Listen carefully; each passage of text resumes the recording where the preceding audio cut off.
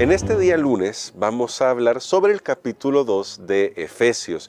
Usted puede leer también los comentarios de la lección de escuela sabática que están copiados abajo del vídeo, en la descripción del vídeo, pero también queremos abordar estos temas de Efesios capítulo 2 de tal manera que nos puedan enriquecer, y por eso nos acompaña siempre nuestro pastor Dani Perla.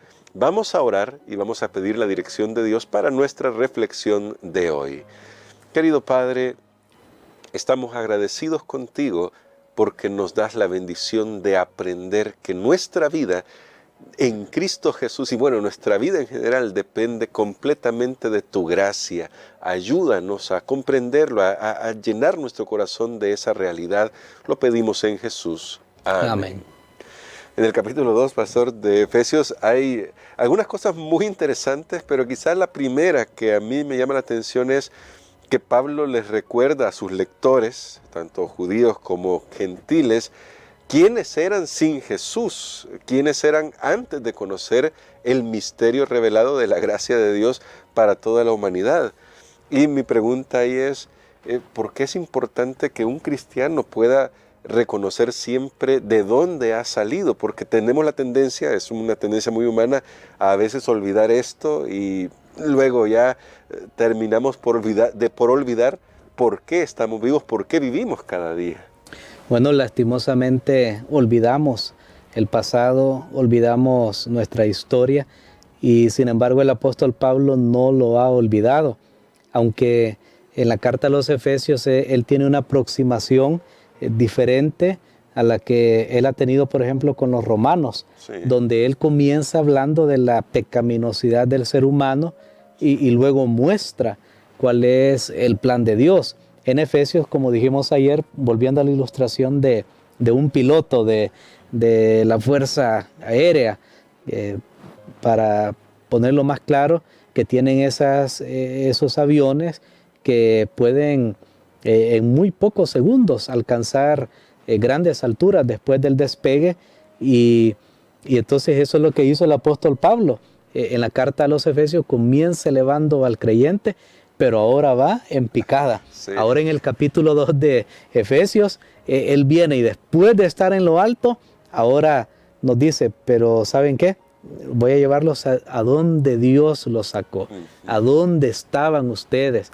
Y eso es lo que él hace, va de esa diestra de Dios que nos ha llevado hasta los lugares celestiales. Amén. Ahora nos baja hasta, y lo dice ahí el versículo 2, hay una frase, noten ustedes, vamos a leer el versículo 2 para contrastar con lo que él ha estado hablando en el capítulo número 1. Y en el verso 2 del capítulo 2 de Efesios dice, en ellos anduvisteis en otro tiempo siguiendo la corriente de este mundo, conforme al príncipe de la potestad del aire, el espíritu que ahora opera en los hijos de desobediencia. Muy bien, ahora veamos el capítulo 1 y el versículo 20 para ver lo que está contrastando. Muy bien, dice el verso 20, ese poder Dios lo ejerció en Cristo cuando lo resucitó de los muertos y lo sentó a su diestra en los cielos. Así que ahí está, después de hablar de los lugares celestiales, ahora él va y habla de este mundo y habla del príncipe de la potestad del aire, los hijos de desobediencia. O sea, pasamos de las alturas al fondo. Ahora, ¿por qué el apóstol Pablo hace eso?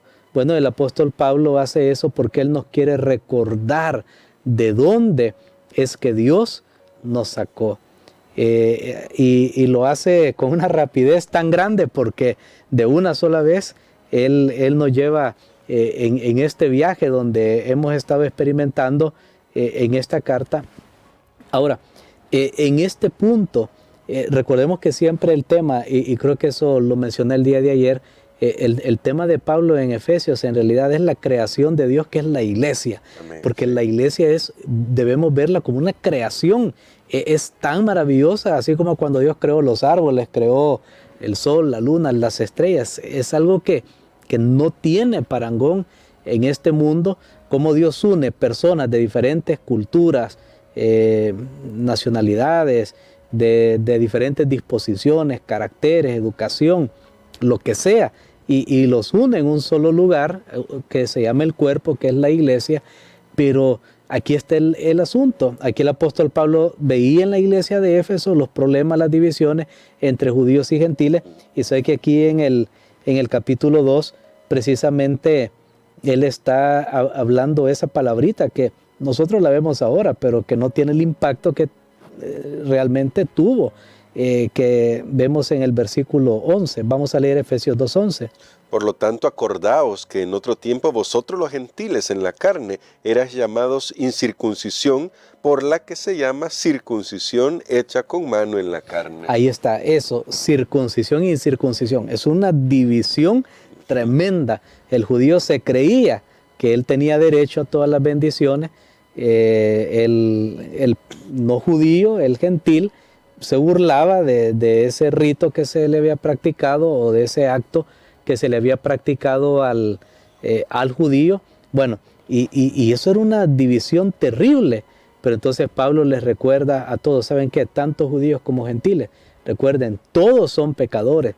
De ahí nos sacó Dios y ahora nosotros somos salvos por su gracia, que creo que es el tema, porque no se puede descender e ir a la profundidad y quedarnos con el pecado, si somos grandes pecadores, sino que donde abundó el pecado, ahí abunda la gracia de Dios. Y eso me lleva justamente al verso 5 de Efesios 2.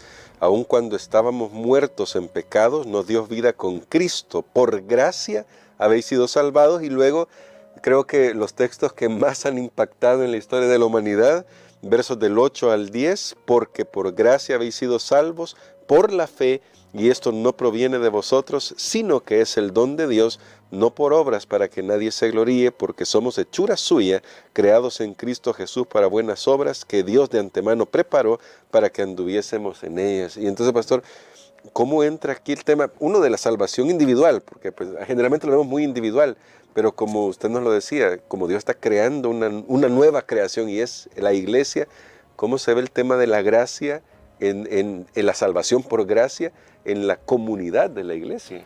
Así es, recordemos que aquí en este capítulo 2, tomando para completar ese pensamiento que usted ha mencionado, vemos esas dos palabritas, pero Dios. O sea, estábamos perdidos, pero Dios, que es bueno, rico en misericordia, nos ha dado vida, nos resucitó con Cristo. Y luego dice, por gracia sois salvos por medio de la fe. Está hablando al creyente, pero luego incluso individual, porque dice, no por obras para que nadie se gloríe. O sea, está diciendo a cada uno de los creyentes. Pero luego en el versículo 10 hace un giro y dice, somos hechura suya. Ahora se incluye.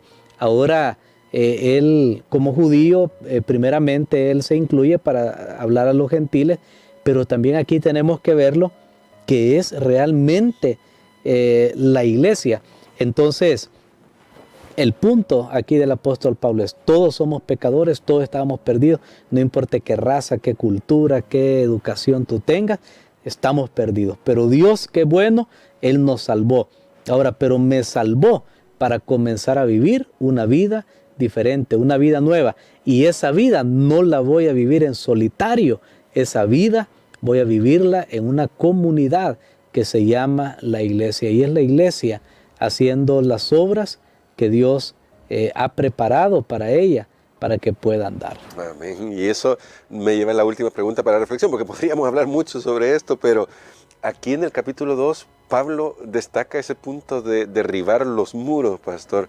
¿Y cómo podríamos eso aplicarlo a nosotros? Ya en lo que estudiamos en las lecciones anteriores, descubrimos, usted nos explicaba cómo estaba constituido esos muros literales, físicos, pero ¿qué muros estamos enfrentando nosotros hoy que la gracia de Dios debe derribar si le permitimos que impacte nuestra vida? Una pregunta muy, muy actual sobre qué muros hay ahora. Yo creo que nosotros tenemos que considerar esto tanto, bueno, a nivel personal, cada uno tiene que ver y dice, bueno, ¿qué me está impidiendo lograr el plan que Dios tiene para mi vida, el propósito que Dios tiene para mi vida?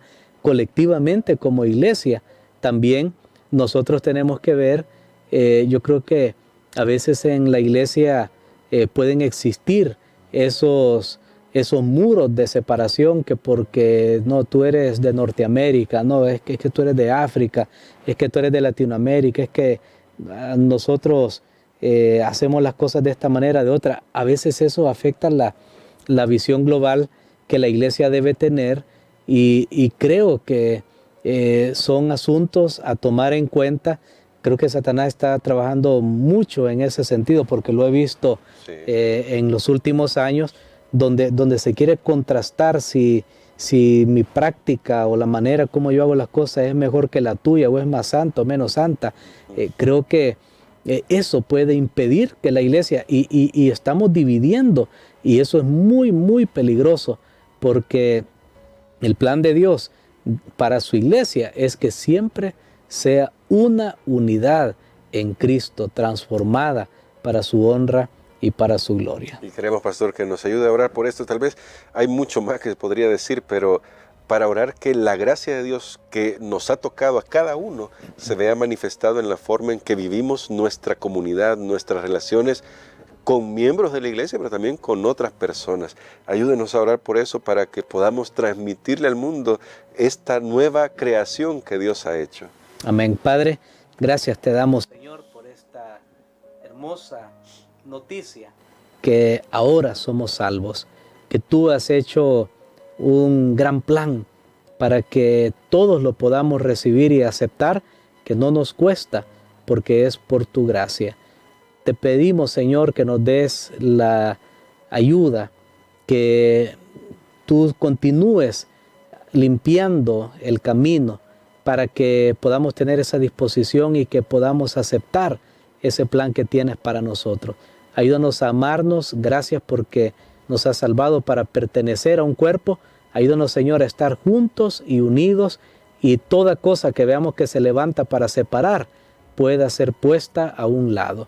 Todo esto lo pedimos en el nombre de Jesús. Amén.